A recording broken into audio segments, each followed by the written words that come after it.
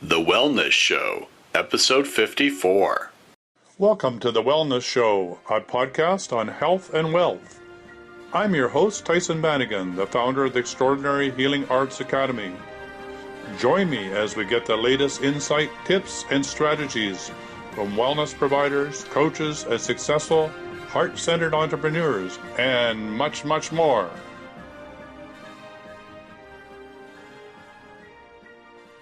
Welcome to the Wellness Show, and today my guest is Ima Rose. And Ima, you have an interesting way in which you've used your name, your first name, to an abbreviation of what you actually deliver to the world. Is that correct? That is true.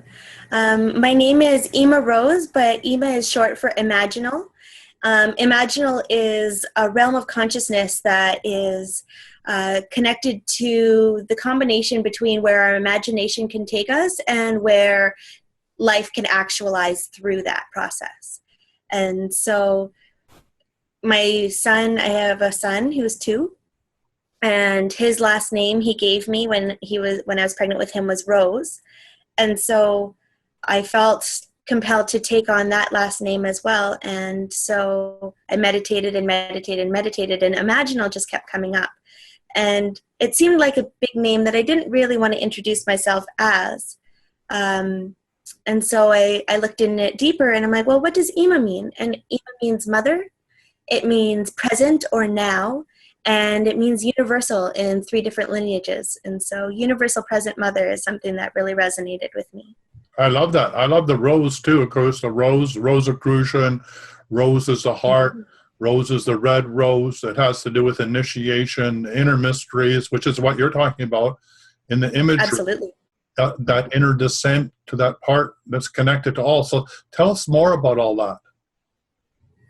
Yeah, well, it's interesting because rose is the highest frequency of any plant. On average, they resonate at 1,000 hertz, and whereas an average human would resonate at around 75 hertz.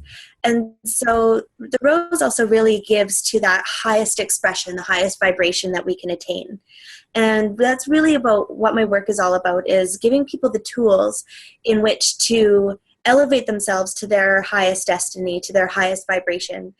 And to be able to do that, we really need to take control of our inner world, our inner mind, our inner voice, our inner critic, and really tune into the programs that we're running, either subconsciously or consciously. And those things can spread out too throughout all of our timelines, incarnations, and dimensions. And so that's what my work is about, is tuning into those things. So you talked about obstacles that are like our belief systems that get in the way. So how do you help people deal with that? There's so many different ways in which we can do it, but one of my personal favorites is using a modality that I've been developing called Soul Garden Alchemy. And so by doing that, you can go into your inner soul garden, and you can look around this soul garden and find these programs and patterns that are coming up, and they represent themselves either as a weed, maybe a thorny invasive plant, something that isn't feeling harmonic with your overall garden. And what you can do is you can go into that space and you can sit with that plant or that pattern, that program. Mm-hmm. And first off, the number one thing you want to do with it is sit with it, because it has medicine. Every one of our programs and patterns is a medicine for us, a way that we can grow, a way that we can come more into ourself, what our true self is. And so by sitting with it, that's the number one thing, rather than pushing it away, trying to ignore it, being present with it is the number one thing. Or even trying to uproot it, right? So you're saying don't go into the garden, right. Don't uproot it. That plant is there as a gift, as a teacher. I love that. That's a great concept. Yeah. For starters, yeah, that's what we want to do. We want to be good with it, The second one is when you place your hand on it, because we will uproot it eventually. Yeah. We don't need to carry this medicine forever. Once we've learned our lessons from it, we've learned, right? And so that's number 2. Number 2 is placing your hand on it, and you can feel all of the timelines, incarnations, and dimensions where that particular energy signature, because that's what these programs are, they're energy signature, right? And you can feel where that energy signature has been pervasive throughout all of our, our multidimensional experience. Because it's obvious it's not going to be just one life, just one timeline, these things spread. And so when you get to sit with it, that's when you get to be grateful. You get to feel where you've experienced this before and share your gratitude with it. So the number 2 space, first is being okay with it, honoring it. Second is gratitude, because we have learned so much. Through all of these lifetimes, all of these experiences, we've learned so much from this medicine that we need to be in a state of gratitude before we can shift it, before we can transmute it. And so that's step number 2 is the gratitude of the medicine that we've learned from this pattern, this program. So Ima, how do you get people into their garden? Do you do that through a guided meditation? Yeah, and so there is a guided process. So it's a light hypnotic induction that goes into this inner garden world. There's a journey involved. So you find yourself in your there's a safe space that everybody has, whether it's for me it's a meadow. Yes. There's a meadow that I remember from childhood that I would just go to that was open and clear, and you could hear birds and it smelled really sweet. It's a comfortable safe space for me. Everybody has one. And so they get to find that, and when they exit out of that, they enter into a forest path. And that's a way of bringing them into their inner self, right? When you're walking down this forest path, through that process, you tune into the different inner senses. So whether that's a sounds of the birds or the footfalls, one of the first things that you want to do is anchor yourself in that place, though. So by feeling your feet below you. So whether maybe it's you're feeling your feet step on little rocks or cracking branches, or feeling the soft, cool dirt give way underneath your foot. Whatever it is, you want to look down at your feet, see where you are, and that's what will ground you in that space, whether it's in your inner world. I love that. And then you walk. So so do you use a drum in your guided meditation? In some of them I have used a drum. Sometimes I put music on. Yeah. Sometimes it's just tuning them into the sound of my voice and the rhythmic nature of my voice. And you use a light hypnotic process by counting them down to quiet their mind. Is that correct? Sometimes there's a count in this particular one. When we're going through our journey, we're working on the multisensory inner senses. So the sound, the smells, the touch. And then we find our little path, and we go in and we find a hollow tree. And this gorgeous hollow tree is got runes around it, and it's a portal. So you climb in it, and then you slowly fall, kind of like Alice in Wonderland. You do that slow drifting descent. Maybe you flip backwards. You know what? It's a soft descent down, down, down into your inner world. Great. So you had 2 hot tips about what to do once you've arrived in this magical garden, this safe place that feels so secure. And we talked about, that their plant medicine, what we usually call our weeds, are your allies or your gifts or your teachers. And then you were talking about, well, don't just pull them out right away, that you need to honor them. What's the lesson they bring you? Then you talked about gratitude for that lesson. Yeah. So let's continue on. I'm sure you have some other aspects that you do with your clients in that magical space. Right. Well, once you start tuning into your space of gratitude, you'll really notice how that gratitude will go down to all of the roots. So the roots are connected to these timelines, incarnations, and dimensions. That's where they are. That's what it represents, is that connection to these other times. So when you start feeding this medicine gratitude, being thankful for the process, you'll notice that they'll start to contract. They'll start to wilt, if you were. They'll start releasing their hold on these timelines, incarnations, releasing their hold on the soil that's holding them.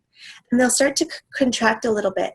And when they start to do that, you'll find that pulling it up is easy. And you can pull up your medicine and gather all the roots into your hands. And it's really interesting. Like the first time I ever experienced this, I was going through incredibly traumatic, heart-wrenching experience. I was, it was heartbreak to its, fullest degree. And so I saw my plant as thorns. I tried just pulling it out and it was really painful. And so I was like, oh, okay, well, obviously that's not the tactic. And so, I went through the process of sitting with it, medicine, gratitude, and I was able to pull it out. And then when I had it in my hands, I was like, well, now what? I've got this plant, I've got these roots. Yeah.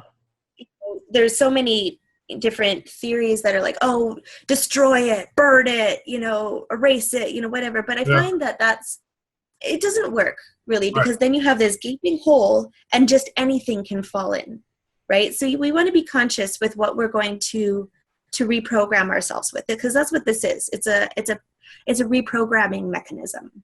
It's a way to consciously reprogram our inner world in a way that is most highest benefit for us.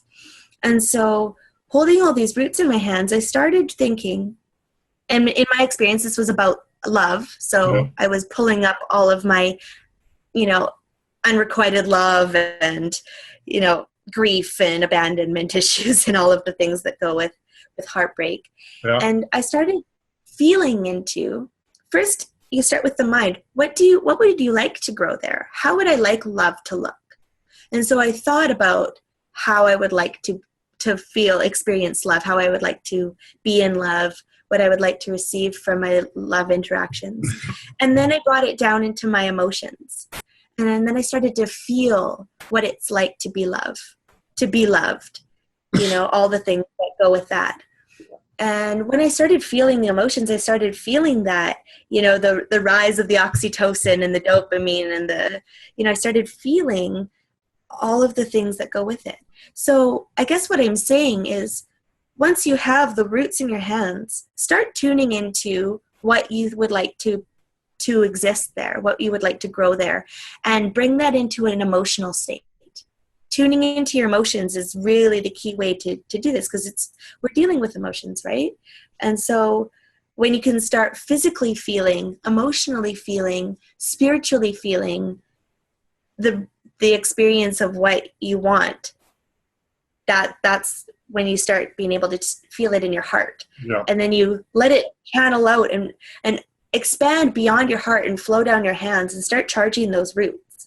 So in my circumstance, I wanted, to feel supported. I wanted to feel trust. I wanted to feel, cherished. I wanted to feel held, and so I started to feel those things and channeling it into the roots. And you can start seeing in your inner mind too, the roots as they start to get full again. Because remember, they were a bit wilted before. They start to plump up. Maybe the color shifts. Maybe you're working with color frequency as well. So you're channeling greens and pinks and reds, for the heart chakra into these roots. And then they start glowing and they start getting brighter until the roots, you can tell they're so saturated, there's no more space for that energy to carry. And so getting into the emotions, channeling the emotions into your roots, and that's when you replant it. You replant it. Well, that's interesting, because in my garden, if I was weeding, you've given me a new idea about what it is to bless the plant that's been in my garden, the role that it played as a supposed weed, that it brought a gift to my garden, that there was something energetically missing. It could be a plant food, it could be energetics in the garden that attracted that weed, and then I put it into my compost to be recycled. But the beauty of what you're saying is it takes it to another level. It's the gratitude of what that supposed weed, what the gift it brought to the garden, my garden or my inner garden, and blessing it. I love that. So while I'm not replanting it, I am energetically allowing it to reestablish its energy to feed the garden in a new energetic way. So that's going to be a lot to think about. So thank you very much. That's a great way to look at even our own physical gardens as well as our inner gardens. Absolutely. Yeah. Microcosm, macrocosm. Yeah, exactly. So you then have this plant imbued with new living energy, and then you replant it? Is that what you're suggesting? That's what I'm suggesting. And so when you replant it, all of those roots that are, they're going to go back, and they're going to carry that new energy signature, the conducive things that we want to have growing. They're going to go back to all of those timelines, incarnations, and dimensions with this new energy signature. And so that can drastically shift your timelines, your multidimensional timelines, your multidimensional presence, and really help free you from these programs that, maybe they're coming up over and over and over in your life. You deal with it one time, and then they pop up a year later. You deal with it then, it pops up 5 years later, or 2 weeks later. And it's just this thing. It's like, oh my gosh, how can I free myself from this recurring pattern? I feel like I've learned it. I feel like I don't need to do this again, but why am I doing this again? Right. And so it really helps free you from those things in this life. Not to mention, we have these incarnational processes so that we can obtain like a higher enlightenment overall. And so you're not just helping you in this life, but you're helping all of those other experiences of consciousness that are going through this similar experience. You're doing the collective consciousness. But not only that, you're clearing your lineage, both your matriarchal and patriarchal lineage. And absolutely, according to the Tao, when you do that, you're clearing around 125,000 souls. So just think of that. Yeah. Just by you doing your work, you're changing the whole evolutionary process and the collective unconscious. What could be better than that? All you have to do is show up and do your work. So, for yourself, how often do you visit your garden? Is this like a daily, a weekly, a monthly? What is it for you? It depends on where I'm at. Yeah. It depends on where I'm at in my process. Yeah. Weekly, I've been doing it weekly. Yeah. I make it a ritual for myself. I go in and I check out, because sometimes new things have grown, sometimes, and it all represents, because like my other experiences that are connected to this garden are doing their own thing too, beyond my consciousness. So it's like, it would be like, some people tend their garden daily. And for a while there I did, when there was a lot of work to do, I couldn't do it all at once, So once I discovered that it was there, and I discovered that there was a lot to do, I was doing it a lot. And now I try and maintain it by doing a weekly ritual. And I set some time aside in my week, and when I'm alone, when I can really give myself my full attention, and then I do it. And then beyond that, if I'm finding that I'm ever struggling with a specific issue in my life, or a pattern or something, then I'll go in and do an acute search. So I can go into my garden, I can feel the energetic signature that I'm dealing with. So maybe I'm frustrated with my partner or whatever, and I can follow that energy. It'll kind of come like a string that comes from wherever I'm holding it in my body. Maybe it's my heart, maybe it's my solar plexus, maybe it's my left elbow, wherever it is that I'm feeling this discomfort.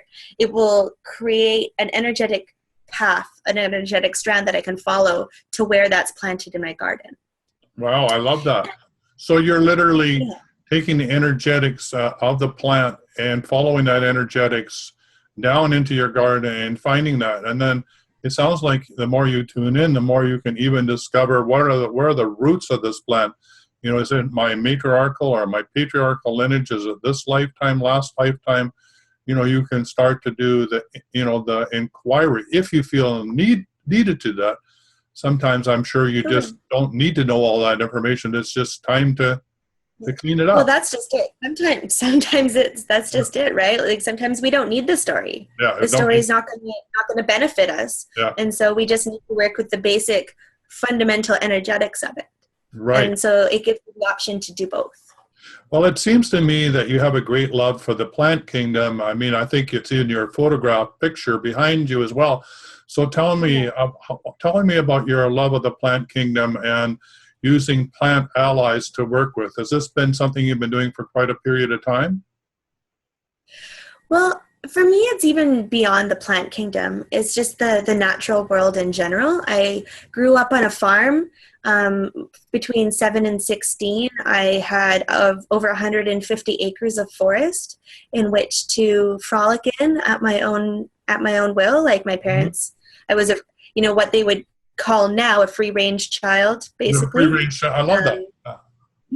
Yeah, it's a movement now because it's so unheard of to just let your young children be wild and free. But that was my reality. I grew up in the forest. I grew up with a herd of horses, dogs, cats, cows, chickens, and so my love for plants really started with my love for the natural world. I really align with the fairy realms and the Devic realms as well. And so, I've gone to the fairy kingdoms. I've gone to communicated with the spirits of nature for as long as I can remember. And so utilizing the energies of plants is just an extension of it, right? It's, I work with crystals a lot too, and animals, communicate with animals. And it's just once you uncover that underlying song of nature and that language of nature, and basically it's just another dialect of the language of the universe. Once you begin to be able to tune into that, the world is really infinite. And I love that. You're a girl after my own heart. I mean, I talk with the landscape diva. I work with the sacred shoe shop where I live. I work with the volcano on the horizon. So I understand that desire. So you have a tattoo. So that tattoo, can you talk about that tattoo? Because for me, it has a great significance, and I'm sure it has for you too.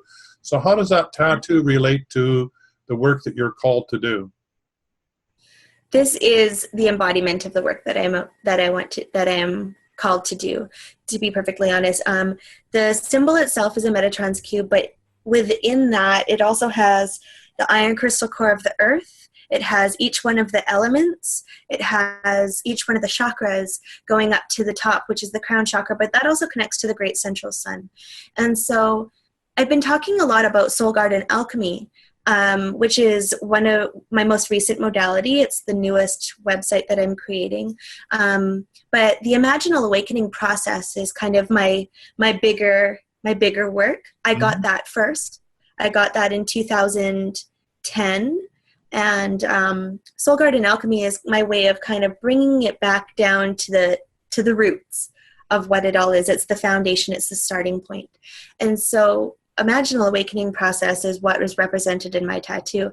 It is that working from the core of the earth all the way through your chakras up into the universe to the great central sun, calling back down the inherent blueprint, calling back down that higher divine birthright into the higher heart. And it's through the higher heart that we have the opportunity. And this is, if you get a closer look, that circle, that teal, has got a lock mechanism in it. And that's directly over my higher heart. And through that higher heart, we can access all of the other higher multidimensional technologies, that's inner child healing, lineage clearing, balancing your masculine and feminine dynamics, working with your palm and your soles and your knee chakras, all of these things that are connected to bringing our path of heart into our earthly realm. It's creating that anchor between heaven and earth and allowing yourself to be a conduit, a channel for both the heavenly and celestial energies to descend down into the earth, but also drawing the power of the earth itself up into the world, and to be a steward and to be a warrior for her presence. And it's about all of that. And this tattoo I got, it took me 3.5 years to have, it took 3.5 years of journeying in my life to, the pieces kept coming through experiences, through visual triggers, through inner work, through meditations. Each piece would come And then I was blessed to, I always said that I needed somebody who was super dedicated to sacred geometry, somebody that was, they had a good understanding of the spiritual realm, and I needed to have it done in trade, because at the time I was a nomad. I was sharing my medicine, freely on my travels, and so I didn't have a lot of money to work with, and so I needed somebody that would want to trade my medicine for their medicine. And in 2013, I found that person. 2012, I found that person. 2013, I got the piece. Wow. And it was with Katya Safra. She owns her own tattoo shop called Rainfire Tattoos down in Vancouver, in East Van. And we did it, and it was a 3-hour-long ceremony. And so each circle that carries a different piece of the puzzle, carries a different medicine and then a different energetic. She would tell me which one she was working on, and I would meditate and I would focus on the energy frequency of that particular piece. So for the root chakra, when she was doing the lines of the root chakra, I grounded into my root chakra, and we did it in order too. Right. We did the elements around first, and then we did it in order. And so it was basically like EFT on steroids. Like I tapped out with that the gun, the tattoo gun. Tapped out anything. That's an amazing story, because having a tattoo there is a very sensitive area, so it's very painful. So you were able to use the pain as a transformative energy to do the learning, and then tap it away as you move through it. So you got it at the cellular level. That tattoo is just not on your skin. It's in your cellular DNA. It is. So I just wanted to show you this, just to show you that we're on the same page here. This is a Metatron. And, so he's one of my major guides as well. Downstairs I have a dodecahedron sound chamber. So I do similar work as you, but I do it primarily with sound.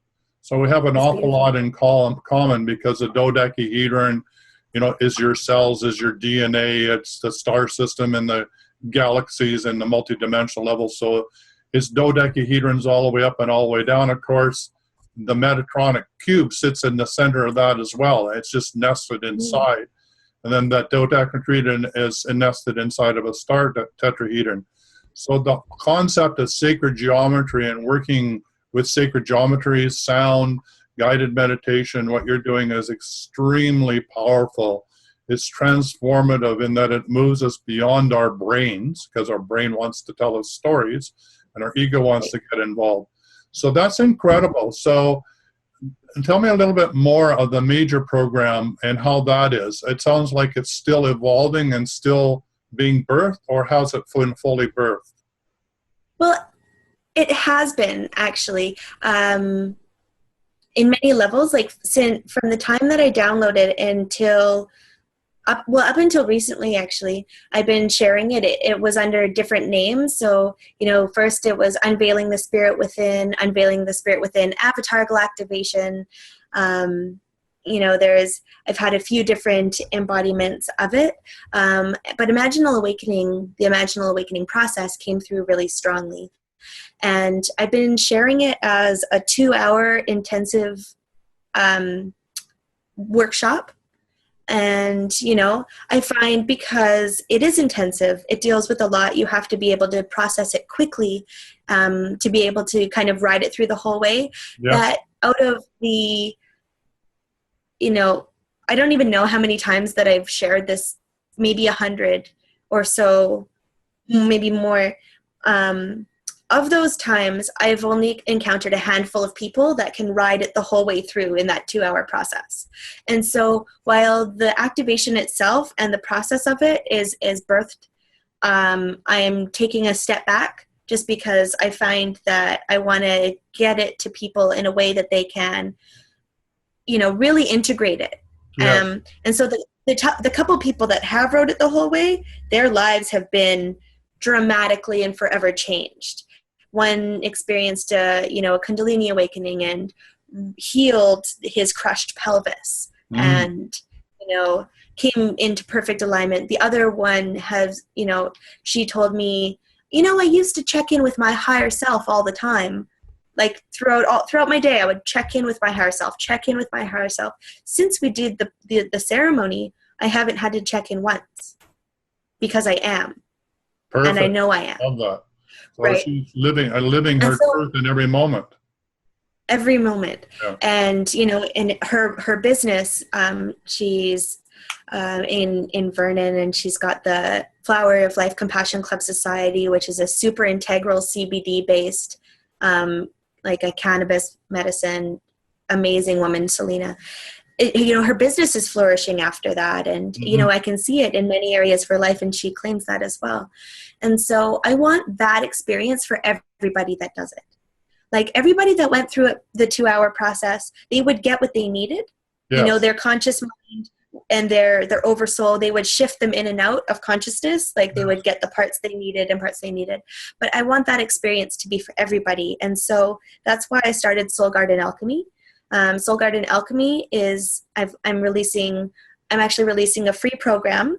It's called The Beginner's Quest, and that's launching on Tuesday along with my website. And that's a free 4-part, just to give you the foundations, the laying the foundations for preparing for the deeper journey. In September, I'm launching an 8-week program that'll deal with all of the different themes of, working up through the energy body. So first it's, grounding. It's all about the grounding. And next you're working up into your survival and your security. And then you're moving up into your creativity and your passion. And then up into your self-confidence and your personal power. And then up into your self-love and up into your communication and up into your higher vision and then up into your divine connection, right? And so that's the first part of the Imaginal awakening process. Until you have your physical self, your energetic self in your body, and that your chakras or your energy centers in alignment, the rest of it is just gonna, you can do the rest of it, but it's not gonna have the lasting effect. And so part 1, like level 1 of the Soul Garden Alchemy is going to be, Soul Garden Alchemy. So we're going to be working through the energy centers. And then in January, I'm going to be releasing part 2, and that's going to be the Imaginal awakening process.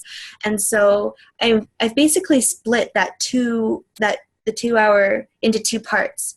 There's the body part, the chakra part, the foundational aspects, and then there's the higher multidimensional aspects. And so from that place, that's where we're going to start doing, we're going to go up and we're going to receive that blessing down from the great central sun. We're going to tune into our higher activations. We're going to, clear all the energies down through the knees, which is our knees are our relationship to authority. So a lot of people right now, we're having issues with authority, whether we're trying to, we're feeling the need to submit to these. Yeah, we're on our bended knees.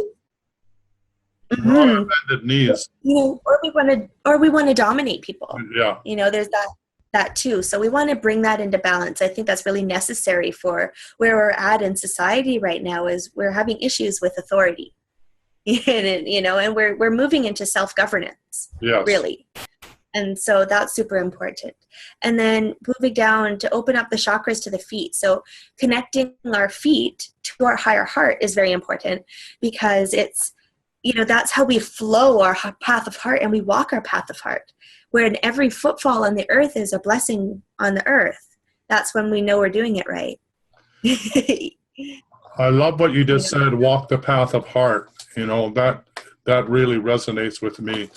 I love that. Maybe that's part of your program. Maybe that's a great name. Walking the path of heart. I like that. Yeah, I like that. Yeah, I like that too. So we're getting near the end of our call, and this is really exciting. I think I've actually registered for your first introduction course, so I'm going to be joining you, and I encourage others to join us as well. So I'm looking forward to that. I'm looking forward to being part of your journey as you move forward. So I encourage everybody on the call to join us on this adventure as we rediscover who we are and take our amazing gifts into the world. So, Eey-ma, how do people get hold of you? That's really easy. You can go to my new website. It's the official launch is on Tuesday, but there is a teaser site up there right now if you want to check it out, or if you want to sign up for the Soul Garden Alchemy Beginner's Quest, which is what you were just referring to, is our Beginner's Quest. And so that's our free four-week journey.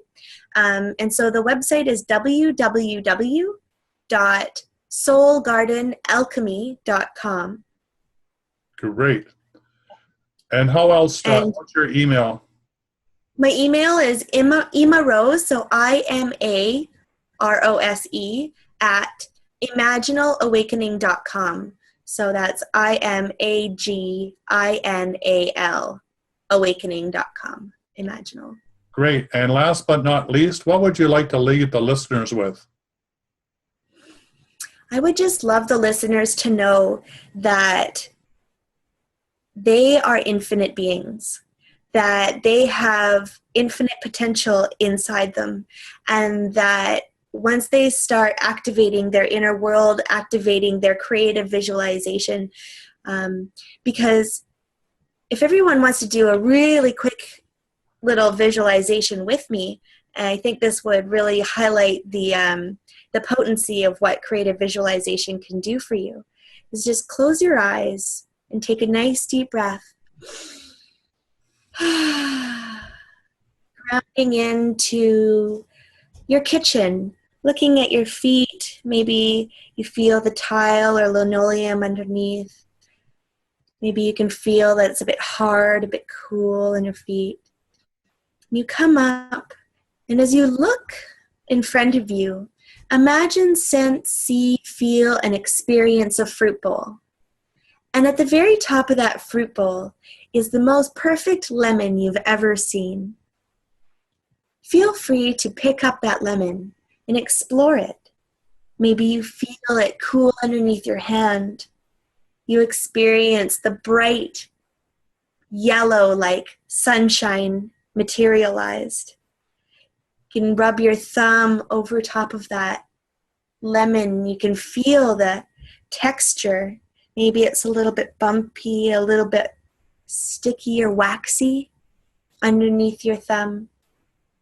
Lifting that lemon up to your nose, take a nice deep breath of it. Maybe you can imagine, sense, see, feel, and experience that fresh citrus scent. Maybe it tingles your nose a little bit.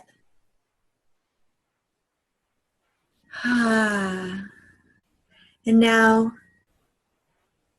take that lemon and bite right into it. Maybe you notice you're starting to salivate a little bit. Maybe you're starting to get a little juicy in the mouth. Coming back into your external awareness now. And feeling free to take a nice deep breath and open your eyes again. Did you notice if there was maybe a clenching in the jaw? Maybe your saliva glands started to activate a little bit. Absolutely. Yeah. So if your body, your physical body reacted in such a powerful way to 30 seconds of visualization experience, just imagine what limitless and infinite potential you have once you start activating and really consciously going into your inner world and starting to do the work there, how much that's going to actually impact your outer world. That's what I want to leave people with. Well, that's amazing. And Eey-ma, that was just a great opportunity to experience how you're going to take people on their journey to discover themselves.